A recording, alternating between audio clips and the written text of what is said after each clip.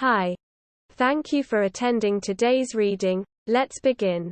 When I was a kid, I told my Catholic parents that I talked to Satan. When I was a small child, I was experiencing intrusive thoughts for the first time. I didn't know how to explain it.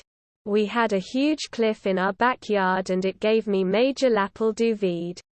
So I told my parents that Satan told me to jump off the cliff, and that he told me to throw my favorite toys down it. My parents acted really weird about it. At the time I had just heard about Jesus's temptation in the desert.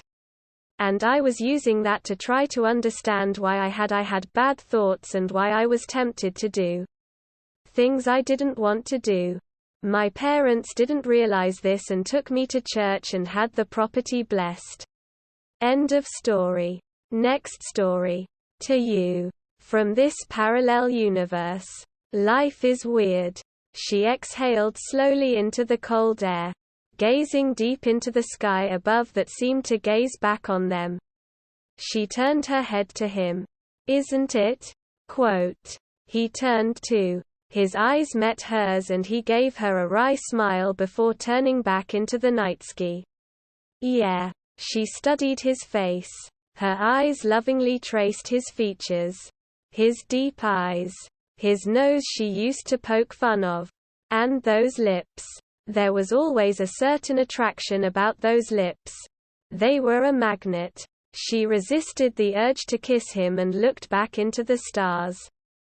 Remember when we used to talk about parallel universes? You used to tease me for rambling on about them. But I know you found them interesting too. He chuckled. She grinned. She knew him best. Do you think that somewhere out there in another universe we're still together?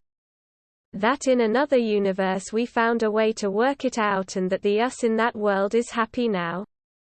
She glanced at him. He stared straight into the sky. Silent. His eyes glazed with what seemed to be contemplation.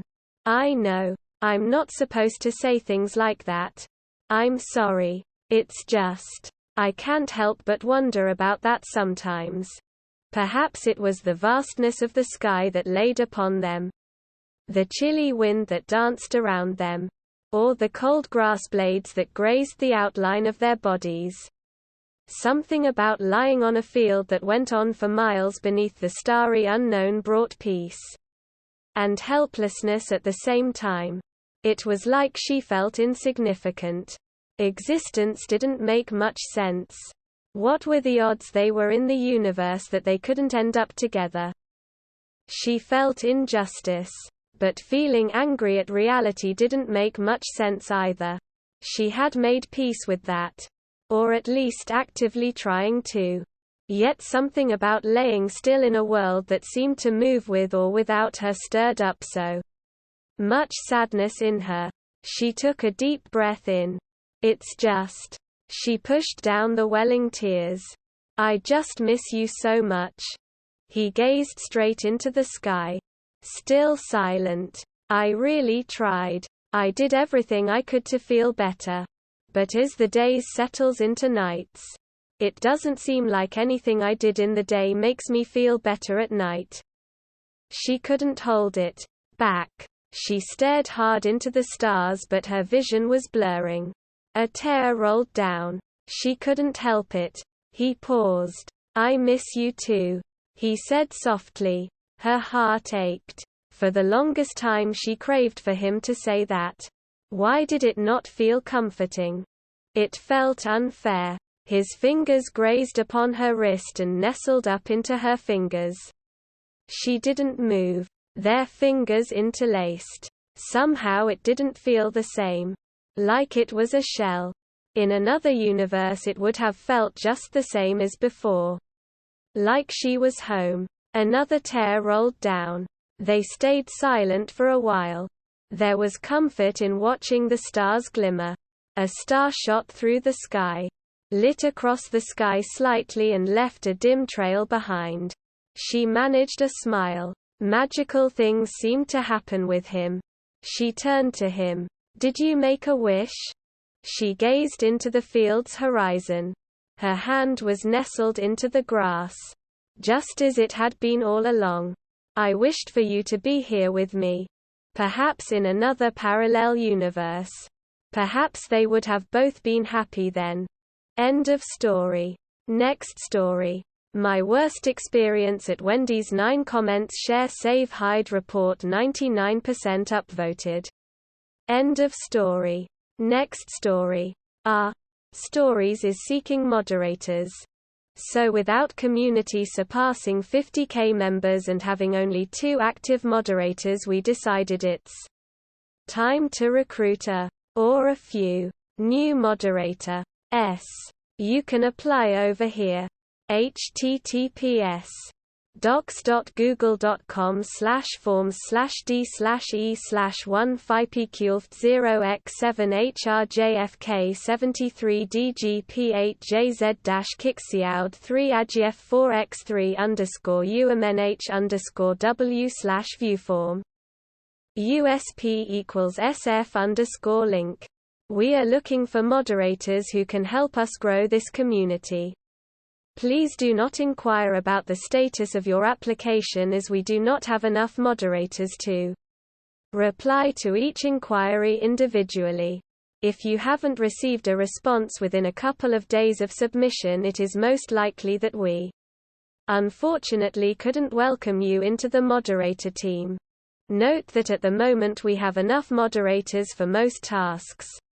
As of now, we will only recruit someone if they are able to code a bot and have a history on Reddit. End of story. Next story. This happened last night. This is about my neighbor. He's always acted pretty normal. Him and my dad have been RLY good friends for like 18 years, and this guy has told my dad a whole bunch of stuff about his family, and I've heard so much about him.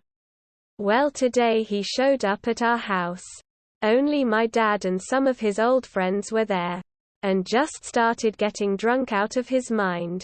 Like extremely drunk, and passed out for a bit and woke up and started randomly walking around our house without asking. My dad said, "Hey, what are you doing?" And he just kept saying, "I'm alright.